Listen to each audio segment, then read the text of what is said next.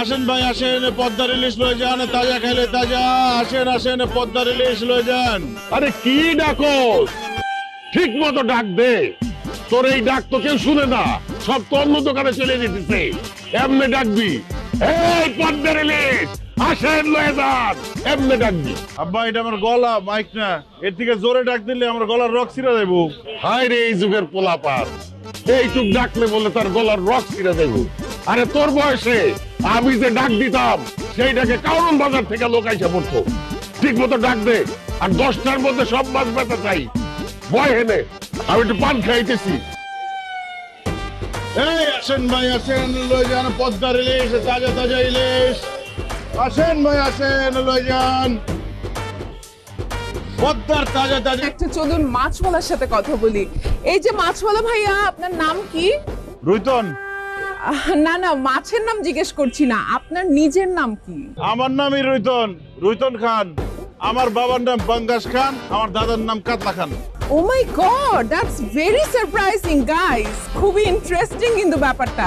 তাদের ফ্যামিলির সবার নাম হচ্ছে মাছের নামে নাম। সো ভাইয়া, আপনাদের সবার নাম মাছের নামে নাম কেন? কারণ আমরা মাছের মানুষ তাই। ও ওয়াও, ওনারা মাছের মানুষ। আচ্ছা, আপনি কি মাছ বিক্রি করেন? জি না, মাছ বিক্রি করি না, স্বর্ণ বিক্রি করি। কয় বড়ি লাগবো আপনার? কি বলতেছেন ভাই আপনি? আমি তো দেখতেছি আপনি মাছ বিক্রি করতেছেন। দেখতেছেনই যখন, তাহলে আপনি জিজ্ঞেস করেন কেন? মাছ লাগলে নেন, না লাগলে সরেন। না না না, মাছ লাগবে। আচ্ছা, এই যে বড় বড় ইলিশ মাছগুলো, এগুলো কত টাকা করে কেজি? একদম 2200 টাকা কেজি। গাইস, এখন দেখাবো কিভাবে মাছের দাম কমাতে হয়।